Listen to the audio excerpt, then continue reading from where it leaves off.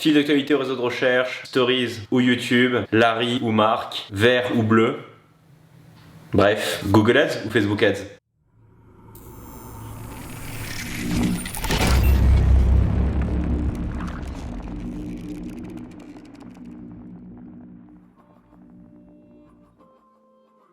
Bonjour à tous, bienvenue sur Web Market School, la chaîne YouTube dans laquelle je vous apprends à obtenir plus de prospects grâce à Google Ads. Comme toujours, avant d'attaquer le thème de cette vidéo, n'oubliez pas de vous abonner à la chaîne YouTube, ça vous permet de tenir au courant des dernières vidéos de Web Market School et de continuellement progresser dans la génération de prospects sur Google Ads. N'hésitez pas également à vous rendre directement sur webmarketschool.com si vous souhaitez que Web Market School vous aide à dynamiser votre business et également si vous souhaitez apprendre à créer votre machine à prospects en 90 jours sur Google Ads. Vous y retrouverez toutes les informations à votre disposition directement sur le site de Web Market School.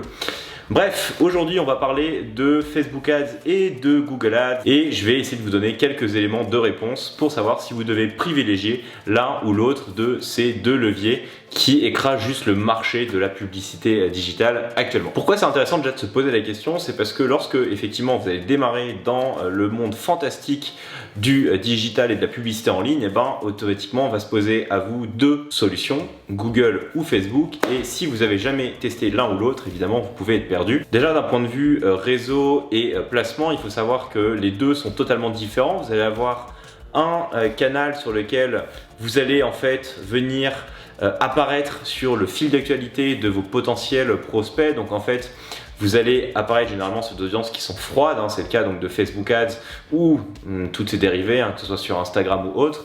Vous allez pouvoir placer votre publicité auprès d'un potentiel prospect.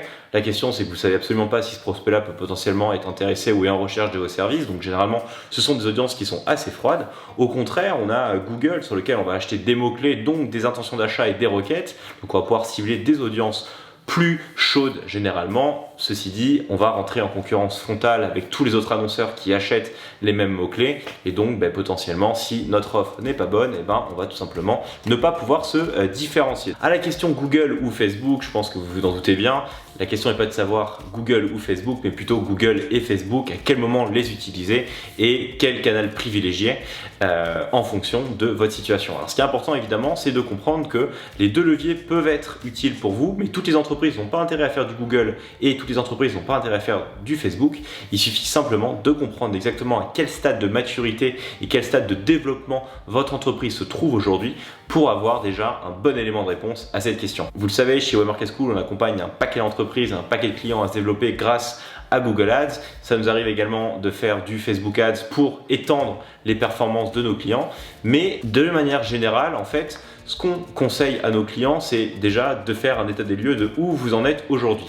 Et là, le monde se divise en deux catégories. On a la catégorie 1 des personnes qui en fait vont lancer un business et vont chercher à savoir si oui ou non leur business peut être profitable et surtout marketable sur le web et sur internet. Leur travail va être le fruit d'un travail itératif sur leur proposition de valeur, sur leur site web, sur leur tunnel de conversion. Généralement ça va être surtout beaucoup des sites e-commerce. Donc l'objectif ça va être vraiment de trouver ce qu'on appelle un market fit. Si vous êtes dans ces cas-là, clairement, je vous encourage à d'abord taper sur Facebook Ads. Vraiment, commencez par Facebook. Pourquoi? Parce que vous aurez l'occasion de vraiment venir travailler vos messages marketing avec un seul objectif en tête, c'est de prendre et de capter l'attention de votre audience. C'est ça qui est important, c'est-à-dire que Facebook Ads, comme vous allez vous adresser à des personnes qui sont plus froides, vous allez venir interrompre leur fil d'actualité, et évidemment il faut que votre message donne envie à votre audience de venir cliquer et donc d'arrêter ce qu'ils étaient en train de faire pour consulter votre offre marketing. Donc évidemment, si vos messages marketing ne sont pas bons et vous êtes encore en recherche, Facebook ça va être un super canal pour venir tester et A/B tester les propositions de valeur, les messages marketing et vos pages de destination pour trouver les meilleures combinaisons et avoir déjà une première idée, une première confrontation de votre offre à votre marché cible. Donc ça c'est vraiment intéressant si vraiment vous êtes en recherche et en construction de votre market fit. Au contraire, sur Google, on va plus généralement venir utiliser le levier pour s'étendre. Généralement, beaucoup d'entreprises qui ont déjà un market fit, qui ont déjà un produit qui se vend ou une offre marketing qui se vend sur d'autres canaux, généralement sur des canaux qu'on appelle offline, donc en fait de la vie réelle. Ils peuvent avoir soit une entreprise qui est en dur, et sur lequel ils ont donc des vrais stores ou autres, et qui souhaitent donc s'étendre sur le canal digital. Dans ce cas-là, si vous avez déjà en fait un market fit, je vais clairement vous encourager à commencer par Google Ads. Pourquoi? Parce que vous allez pouvoir directement venir cibler des audiences chaudes, donc qui sont en recherche potentielle de vos services ou de vos produits via l'achat de mots-clés. Et donc si votre offre est déjà bien pensée, vous aurez un taux de conversion qui est bien meilleur, puisque vous adressez donc à une audience chaude, et ce sera beaucoup plus simple pour vous de prendre des parts de marché. Donc vous aurez directement une rentabilité qui est généralement plus élevée. La deuxième chose, c'est évidemment d'un point de vue budgétaire. En général, alors on peut dépenser des sommes astronomiques sur les deux leviers, mais pour se faire une idée de potentielle rentabilité du canal, en général Facebook Ads va être plus simple, puisque à coût de 50, 100 ou 200 euros, vous allez déjà pouvoir cibler un gros panel d'audience et pouvoir avoir plusieurs milliers d'impressions, et donc ça vous donnera déjà une bonne idée de si oui ou non vous pouvez arriver à être rentable sur Facebook Ads, ou en tout cas à générer de l'intérêt, driver de la considération et de l'achat ou de la conversion sur votre site web. Au contraire, Google est un outil qui va être plus onéreux, puisque en fait sur le réseau de recherche, vous allez payer au clic. Souvent les clics sont beaucoup plus élevés sur Google Ads, 2, 3, 4, 5 euros, voire plus si votre marché est très concurrentiel, alors que sur Facebook Ads, on va tourner autour de 50 centimes à 1 euro. Donc évidemment, il va falloir un plus gros volume de données et de clics sur Google pour arriver à savoir si oui ou non vous êtes sur le bon chemin en termes de rentabilité sur le levier, et donc il vous faudra investir plus. Donc si vous avez une contrainte budgétaire, je vous conseille de démarrer par Facebook Ads. Qu'est-ce que j'appelle une contrainte budgétaire? Honnêtement, si vous avez moins de 1000 euros à dépenser par mois, je vous conseille de commencer par Facebook Ads. Si vous avez, si vous commencez à avoir des budgets autour de 2000, 3000 euros par mois à dépenser sur la partie digitale, vous pouvez commencer à envisager d'attaquer Google Ads. Ceci dit, c'est encore une fois à titre indicatif, il y a beaucoup d'annonceurs qui survivent très bien sur Google avec des budgets entre 300 et 400 euros par mois, parce que c'est des marchés où c'est très peu concurrentiel. Du coup les clics sont autour de 10 ou 20 centimes, et ça permet avec 500 euros d'avoir déjà beaucoup de volume de clics, d'avoir suffisamment de trafic sur son site, évidemment de s'y retrouver. Mais de manière générale, si vous êtes vraiment très contraint par vos dépenses, Facebook sera évidemment plus intéressant pour vous. Troisième point, il y a une question de technicité. Google Ads est un outil qui est beaucoup plus complexe que Facebook Ads. Il y a beaucoup plus de possibilités, il y a plus de réseaux, c'est beaucoup plus technique, les algorithmes sont beaucoup plus présents sur Google Ads. Donc évidemment, si vous êtes novice aujourd'hui et que vous souhaitez pouvoir lancer rapidement des campagnes, encore une fois, Facebook va s'avérer plus intéressant pour vous, tout simplement parce que vous aurez une barrière à l'entrée qui est plus faible, vous aurez un temps d'apprentissage qui est plus court, et donc vous pourrez plus rapidement driver du business sur votre site web et gagner en profitabilité en démarrant par Facebook Ads. Après, évidemment, dans la mesure où vous souhaitez vous développer sur le digital, il faudra évidemment prendre le temps de comprendre les mécanismes de Google Ads pour ensuite arriver à correctement maîtriser l'outil et évidemment être profitable sur ce dernier et développer votre activité. Donc ça, c'était pour les annonceurs qui souhaitent se lancer ou qui sont encore en construction de leur projet entrepreneurial ou de leur entreprise et qui souhaitent avoir déjà une première confrontation de leur offre sur la publicité en ligne.